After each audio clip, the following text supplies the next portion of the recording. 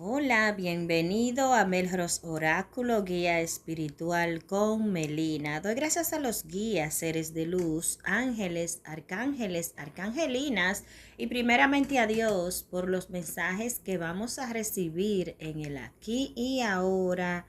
Gracias, gracias, gracias. Esta lectura es del signo elemento agua, Piscis.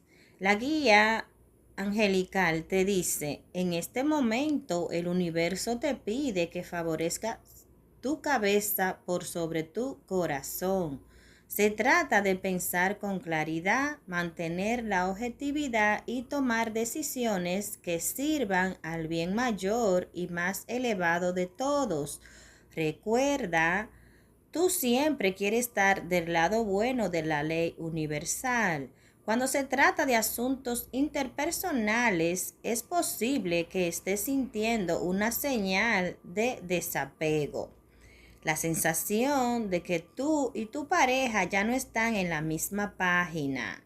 Si tu intento de resolver los asuntos solo está empeorando las cosas, quédate quieto y observa lo que tu paisaje interior te está revelando.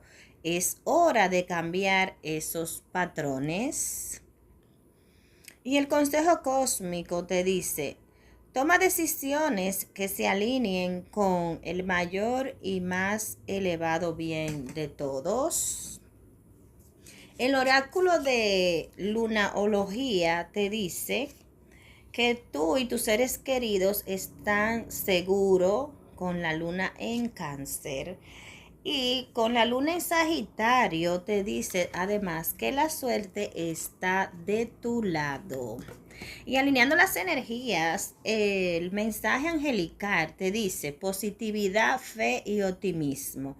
Abrirás las puertas a experiencias y oportunidades positivas con tu energía y tus expectativas positivas. No permitas que la energía negativa o los contratiempos temporales interfieran en tu camino. Mantén la fe y sigue adelante, mi querido y querida Piscis.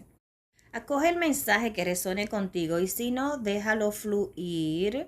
Si aún no te has suscrito al canal, te invito a que te suscribas tocando la campanita, dándome like, compartiendo.